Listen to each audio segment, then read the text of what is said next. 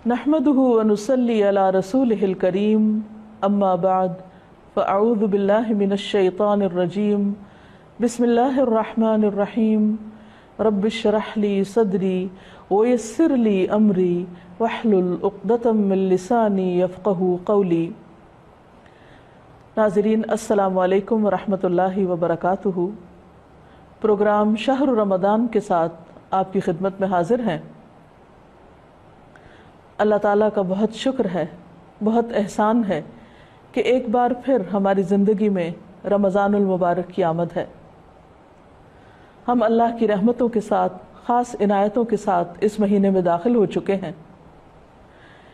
ان رحمتوں اور برکتوں سے بھرپور فائدہ اٹھانے کے لیے ضروری ہے کہ ہم ذہنی طور پر اپنے آپ کو تیار کریں۔ رمضان وہ مہینہ ہے جس میں قرآن مجید نازل ہوا۔ رمضان وہ مہینہ ہے جس میں لیلۃ القدر ہے جو 1000 مہینوں سے زیادہ افضل ہے۔ یہ وہ مہینہ ہے جس میں ہر عمل کا ثواب اور اجر کئی گنا زیادہ بڑھ جاتا ہے۔ لہٰذا ہم سب پر لازم ہے کہ ہم پورے ذوق اور شوق کے ساتھ اور پوری تیاری کے ساتھ اس کے ایک ایک لمحے سے بھرپور فائدہ اٹھائیں۔ مسند احمد کی ایک روایت میں اس مہینے کو مبارک مہینہ کہا گیا ہے۔ رسول اللہ صلی اللہ علیہ وسلم نے فرمایا، قد جاءکم رمضان شہر مبارک، تم پر رمضان آ گیا ہے جو ایک مبارک مہینہ ہے۔ یہ ایک حقیقت ہے کہ اللہ تعالیٰ نے بعض مہینوں کو بعض پر، بعض راتوں کو بعض پر، بعض دنوں کو دوسرے دنوں پر، بعض انسانوں کو دوسرے انسانوں پر، اور اسی طرح دیگر اشیاء میں بھی بعض چیزوں کو بعض چیزوں پر فضیلت دی ہے۔ اللہ تعالیٰ نے رمضان کو باقی مہینوں پر جو فضیلت عطا کی ہے، اس میں جو بھی ہمارے لیے خیر و برکت اور بھلائی ہے، ہمیں چاہیے کہ ہم اس سے بھرپور فائدہ اٹھائیں۔ اللہ تعالیٰ نے اس مہینے میں قرآن مجید نازل کیا، ہم پر روزہ فرض کیا، اس کے دن کے روزے کو باعث اجر بنایا، اور رات کے قیام کو اگر کوئی شخص ایمان اور احتساب کے ساتھ یعنی خالصتاً اللہ کی رضا کے لیے انسان قیام کرے تو اس کے لیے بے پناہ اجر و ثواب اور بخشش کا ذریعہ بتایا۔ اسی طرح ایک اور خاص بات یہ ہے کہ اس مہینے میں شیاطین قید کر دیے جاتے ہیں، جنت کے دروازے کھول دیے جاتے ہیں۔ ایک حدیث میں آتا ہے کہ کوئی ایک دروازہ بھی بند نہیں رہتا، گویا ایک کھلا انویٹیشن ہے، ایک دعوت عام ہے کہ جو بھی شخص جنت میں داخلے کا خواہش مند ہے وہ اس مہینے میں محنت اور کوشش کر کے اپنے آپ کو اللہ تعالیٰ کی رحمت کا مستحق بنائے، اور اللہ تعالیٰ کی اس اوپن انویٹیشن سے فائدہ اٹھائے، کیونکہ شیاطین قید ہیں۔ بعض لوگوں کو اس بات پر یہ پریشانی ہوتی ہے کہ اگر شیاطین قید ہیں تو پھر بھی ہم برے کام کیوں کرتے ہیں، پھر غلط کام کیسے ہو جاتے ہیں؟ تو بات یہ ہے کہ سال کے 11 مہینے جب ہم شیطان کے راستے پر چلیں تو پھر جب شیطان بند بھی ہو جائے تو اگرچہ نیکی کے مواقع زیادہ ہو جاتے ہیں، لیکن پھر بھی ہمارا اپنا نفس، اس کے اندر کا شر، اس کے اندر کی برائی بھی کھل کر سامنے آ جاتی ہے، جس کو دیکھنے اور جس کا جائزہ لینے کا ہمیں موقع ملتا ہے، اور اصلاح اور تزکیے کا ایک بہترین ذریعہ بنتا ہے یہ روزہ اور یہ قیام اور رمضان میں اللہ کی رحمتیں کہ ہم اپنی اصلاح کر سکیں۔ شیاطین کے بند ہونے کا مطلب یہ ہے کہ اللہ تعالیٰ بیرونی اسباب کو کنٹرول کر کے ہمیں نیکی کے زیادہ سے زیادہ مواقع عطا کرتے ہیں۔ اس کا یہ مطلب نہیں کہ انسان کے اندر کا جو شیطان ہے یا انسان کا جو نفس ہے وہ بھی کنٹرول ہو جاتا ہے۔ یہ مہینہ دراصل اسی کی اصلاح اور تزکیے کے لیے ہی تو رکھا گیا ہے، تاکہ ہم ان مواقع سے بھرپور فائدہ اٹھا کر اپنی اصلاح کر سکیں۔ رمضان میں چاند دیکھ کر جو دعا پڑھنے کے لیے ہمیں بتائی گئی ہے اس کے الفاظ بھی بہت خوبصورت ہیں۔ اگر آپ نے کل چاند نہیں دیکھا تو آج بھی دیکھ سکتے ہیں۔ نیا چاند جب بھی دیکھا جائے یہ دعا پڑھی جائے۔ اگر اس دعا کے الفاظ پر اگر غور کیا جائے تو ہم دیکھتے ہیں کہ اس میں معانی کا ایک سمندر ہے۔ حدیث میں آتا ہے، نبی اکرم صلی اللہ علیہ وسلم نے فرمایا اذا رأيتم الهلال فصوموا واذا رأيتموه فافطروا فان غم عليكم فصوموا 30 يوما۔ صحیح مسلم کی اس روایت کا مطلب یہ ہے کہ جب تم رمضان کا چاند دیکھو تو روزہ رکھو، اور جب شوال کا چاند دیکھو تو افطار کرو، اور اگر مطلع ابر آلود ہو تو 30 روزے پورے کر لو۔ تو گویا ہمیں روزہ رکھنے کے لیے چاند دیکھنے کا اہتمام کرنا چاہیے، لیکن حقیقت یہ ہے کہ آج کل کی اس مشینی زندگی میں عموماً ہم بھول بھی جاتے ہیں کہ چاند دیکھنا بھی کوئی کام ہے۔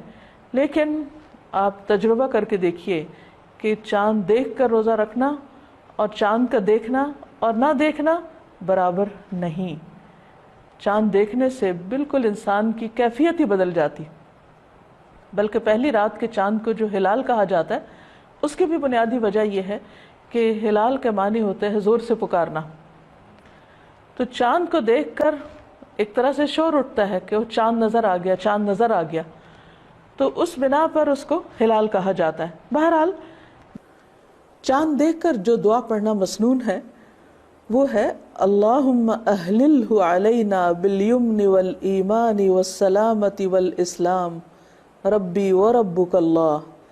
یا اللہ ہم پر یہ چاند امن، ایمان، سلامتی اور اسلام کے ساتھ طلوع فرما، اے چاند میرا اور تیرا رب اللہ ہے۔ گویا ہم مہینے کے آغاز میں ہی اللہ تعالیٰ سے چند چیزیں مانگتے ہیں، اور آپ دیکھیے کہ وہ کیا ہیں؟ امن، ایمان، سلامتی اور اسلام۔ ان سب کے اندر جو بنیادی کانسیپٹ ہے وہ امن کا ہے۔ اس سے یہ پتہ چلتا ہے کہ امن انسان کی زندگی کے لیے بہت زیادہ ضروری ہے۔ امن ہو تو انسان عبادت کر سکتا ہے، امن ہو تو انسان دوسروں کی خدمت کر سکتا ہے، امن ہو تو قومیں ترقی کرتی ہیں۔ لہٰذا ہم سب کی انفرادی زندگی اور اجتماعی زندگی سب کے لیے ضروری ہے کہ ہم امن اور ایمان اور سلامتی اور اسلام کو اپنی ترجیحات بنائیں۔ اگر ہم واقعی چاہتے ہیں کہ اس دنیا میں بھی خوش رہیں، اطمینان سے رہیں، زیادہ سے زیادہ پروڈکٹیو ہوں، اور آخرت میں بھی امن کے ساتھ جنت میں داخل ہو سکیں، سلامتی کے ساتھ اس سلامتی کے گھر میں داخل ہو سکیں، تو اس کے لیے بہت ضروری ہے کہ ہم دنیا کے اندر ایسے کام کریں کہ جس سے ہم امن اور سلامتی کا ماحول پیدا کر سکیں۔ یہ ہمارے لیے بھی ضروری ہے اور ہماری پوری قوم کے لیے بھی ضروری ہے، اور اقوام عالم کے درمیان مملکت اسلامیہ پاکستان کو اسلام کی صحیح نمائندگی کرنے کے لیے بھی ضروری ہے کہ ہم اس خطے کو امن کا خطہ بنائیں۔ یہ اسی وقت ممکن ہوگا جب ہم پوری طرح اپنی زندگی میں، اپنے آس پاس، اپنے ماحول میں امن کی فضا قائم کریں گے۔ ایک اور دعا جو نبی صلی اللہ علیہ وسلم سے منقول ہے، اس کے الفاظ کچھ یوں ہیں: اللہ اکبر، اللہم اہلہ علینا بالامن والایمان والسلامت والاسلام والسلامت والاسلام والتوفیق لما تحب وترضى ربنا وربک اللہ۔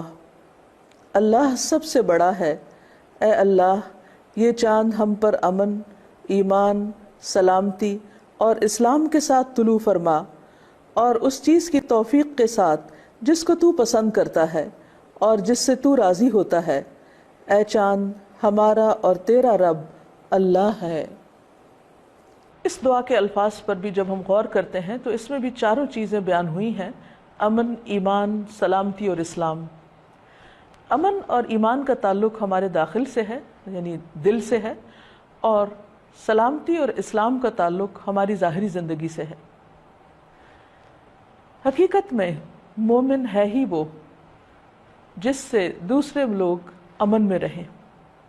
اسی طرح مسلمان وہ ہے جس کے ہاتھ اور زبان سے دوسرے لوگ سلامت رہیں۔ رمضان کا چاند ہمیں ان دو چیزوں کی دعوت دے رہا ہے کہ اس مہینے میں داخلی طور پر ہم اپنے ایمان کو مضبوط کریں، اور خارجی طور پر ہم اپنے ماحول کے اندر امن اور سلامتی کو رواج دیں۔ اگر ہم اس میں کامیاب ہو جاتے ہیں تو ہم سمجھیں گے کہ ہاں واقعی ہم نے اپنے اس مہینے کا حق ادا کر دیا۔ اللہ تعالیٰ کی رحمت عام ہے، نیکیوں کا موسم بہار ہے، ہر طرف نیکی کا ایک سما نظر آتا ہے۔